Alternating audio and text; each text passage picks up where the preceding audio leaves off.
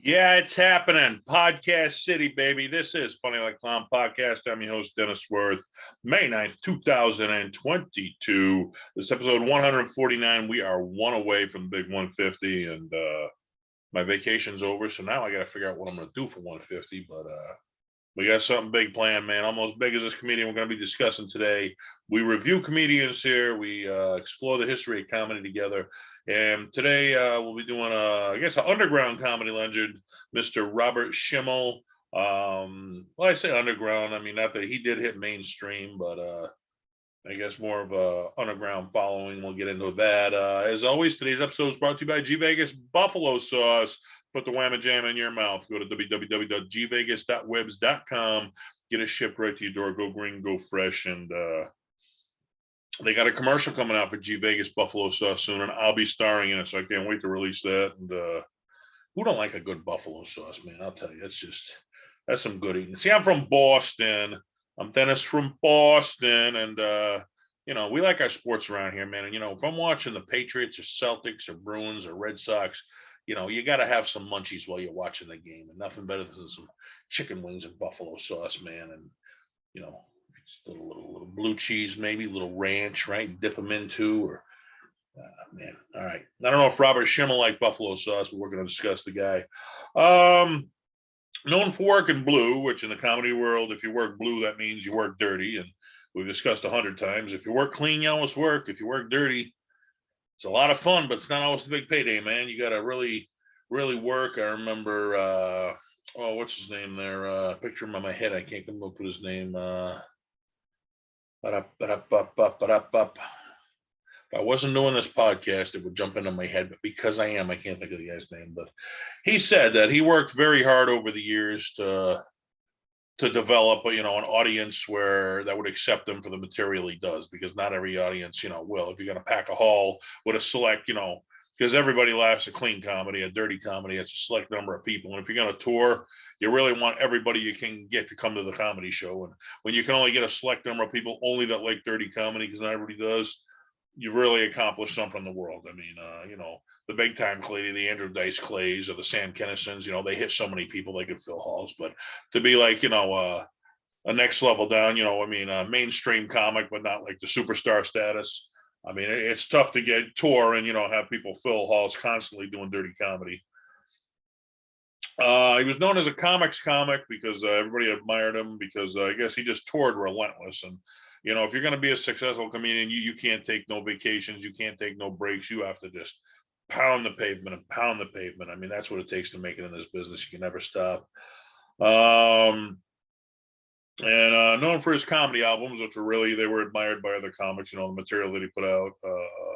Had some HBO appearances, appearances on the Howard Stern show, which if you're going to do dirty comedy, then damn it, the Howard Stern show is the place to be. And Artie Lang said that once, that's how he sells his tickets. Because, I mean, you're on the #1 radio show known for working dirty, and that's why he works blue too. So that's how he gets, gets his audience in there, exposure like that. You want to be on shows like that where, if you get on the Tonight Show or something like that, the legendary Tonight Show, well, they want to know if you're going to take a deep breath. They want to know about it. You can't say any word that hasn't been previously approved by them. And even if you're not working dirty, even if you're just like discussing, they call them hot topics, they won't let you do it. It's like so you got to work crystal clean to get on like TV like that. Or on the Howard Stern show, you can say whatever the hell you want. They're gonna love you for it. They're not gonna hold it against you. Ranked number 76 on Comedy Central's greatest comedians of all time, the 100 greatest comedians of all time, which I also was the backbone for this list that I'm doing here with all my podcasts. I absolutely loved when they did the review for that show, and I wanted to keep going when it was over, and they didn't keep it going. I said, damn it, I'll keep it going. That's how much I love just sitting down and just talking about comedians, because like I said, I'm from Boston. I like our sports, and I could sit there for hours and just listen to people just talk about sports. I watch ESPN and all the sports shows. I'm like, well, why can't we do that with comedy? Why can't we have a show where we just sit down and talk about comedians? And hey, I think it's been a great idea, and I hope you guys are enjoying it with me. Let's see. He was born to a Jewish family that survived the Holocaust. Voted class clown in high school. Spent a year in the Air Force during the Vietnam era. So I guess he was a class clown, and he kind of used it as a defense mechanism, which a lot of comics do that, man. If like I was going through a bad divorce, and I saw it was affecting my son, and nothing I could do about it. It was tearing me apart. And I said, this I'm going to deal with through humor, because if you don't laugh about stuff, it'll drive you crazy in life. So you develop where you just make everything funny, and that way you don't have to deal with it, and let it tear you apart. So this is what I can see this guy did in reviewing him. He was in Arizona working as a stereo salesman. At the urging of his sister, he tried a open mic night at the local comedy club. I guess there was a LA comedy club owner there in Arizona that saw him that night, and offered, well, he saw him not that night, but after he did it for a little while, offered to make him a paid regular at his club. Now, this is a funny ass story right here. Not for him, but I guess for everybody listening.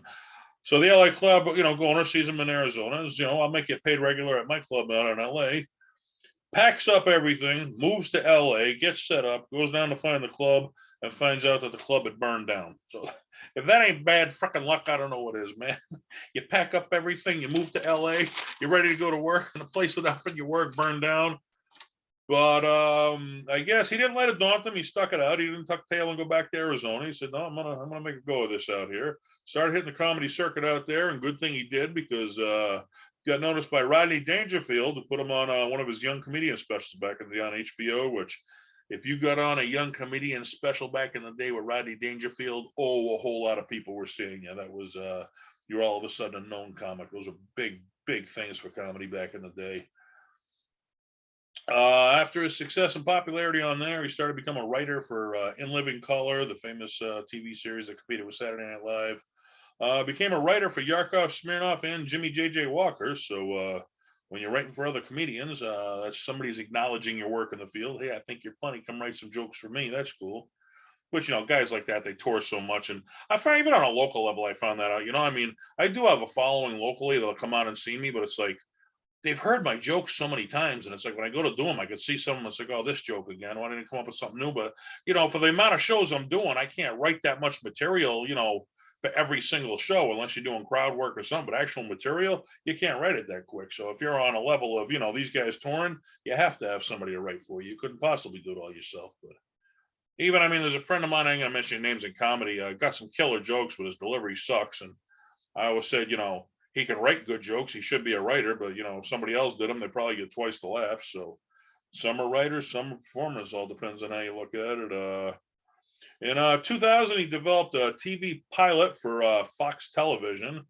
This is like you get your own sitcom in comedy. This is like the big time right there, man. That's what everybody wants, and hopefully that leads to movies. But finally gets his big break, working all this, relentless touring, gets his big break. He became ill with cancer, and Fox TV canceled the sitcom because you can't do a sitcom if you're in the hospital trying to cure cancer. So that's just a heartbreaking story, man. When you work at the art so much, to do what you love, you get your big break, and then illness comes in and stops it. Though I've said before, I worked so hard at comedy doing open mics and stuff, and when I finally did get to the point, I'm in the big shows in Boston now, and I'm working with the biggest names in Boston comedy, and it's like, but while you gain something, you're working with these big names, you lose something too, because when you're first starting out, it's your love of comedy, it's your love of making people laugh. When you hit the next level and you're working like the big time shows, it becomes a lot of politics and a lot of business. It's like you laughed your way right into a second job. The most fun I ever said I had was just hanging out with my friends at open mics and telling each other jokes and cracking each other up. And once I did become successful and started doing the big shows, I performed my way right into a second job. Now it's not funny. I wasn't going to have any fun anymore. I was going to work on a second job. So maybe, him getting to that point was, they say the journey's half the fun, not the destination. So I'm sure he had a lot of fun getting there, but yeah, that's gotta be tough when you get your big break and you can't follow through with it. He cited Lenny Bruce as his comedy hero. Everybody's got that one guy that influenced you to want to try comedy, and mine was Sam Kinison. I remember that guy cracked me up so bad. I said, I would have listened to comedy forever, but once I heard Sam Kinison, I said, I have to make someone laugh as hard as this guy made me laugh. I have to try it out. And thank you to Sam for doing that, because I've had some of the funnest times of my life in comedy, and I would have missed out on all of it if it wasn't for him inspiring me to do it. So Lenny Bruce inspired this guy, which, Lenny, he got arrested to do comedy. How hardcore is that, man? When he said, I'm going to say what I want to say, which back then, you couldn't rile people up and, create riots. They wanted to control what you said. And, He fought for, no censorship, being able to say whatever you wanted, and damn it, he won. So the rest of us get to tell whatever jokes we want because of what Lenny Bruce went through to get the laws passed. In comedy, he talked about his real life, which a lot of people do that. You take your real life situations and you make them into something funny, which that's how I deal with, family law, because family law, they're supposed to be there to, help out families, and instead they're tearing families apart with the bullshit laws they got out there. So he talked about his real life, talked about sex with his wife, masturbation, dealing with cancer, the death of a young son that he had.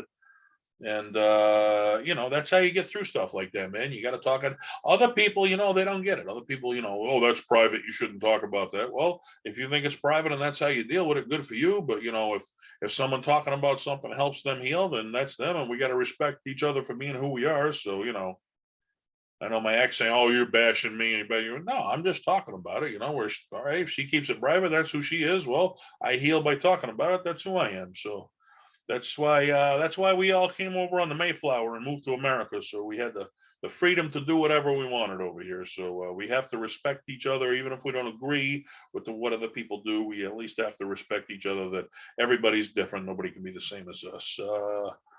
He got labeled as a raunchy comedian, which, I mean, there's a difference between working dirty and working raunchy. Okay, so know the difference between that.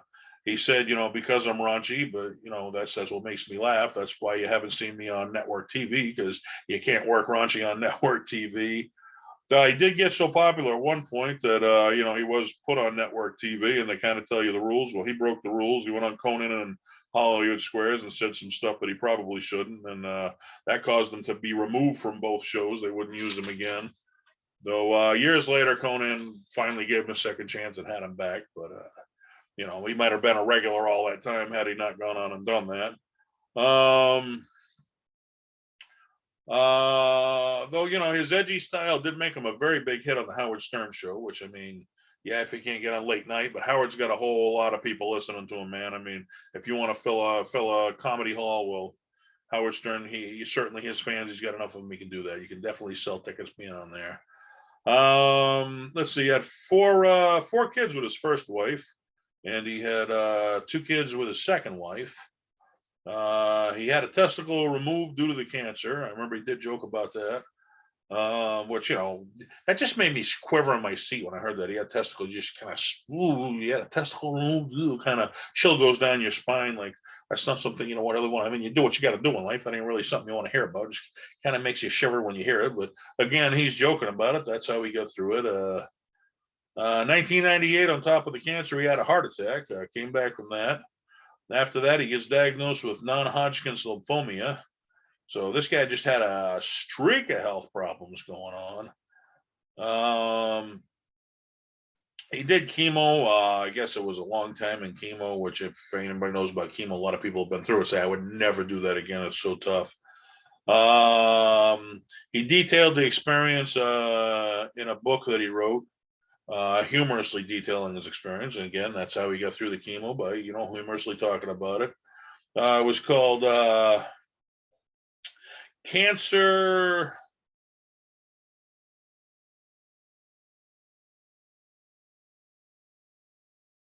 on oh yeah, I can't even read my own handwriting here. I jot down notes for this shit, and I can't even read my own handwriting. That's everybody says I got handwriting like a 5-year-old kid, but I'm a math wizard. I went to the poker room over the freaking beginning. I cleaned up at the poker room, but math was also my strong point. I was also like in top of the class in math and like bottom of class in English and spelling, and apparently my handwriting took place. Cancer on $5 a Day was the name of the book. Chemo not included.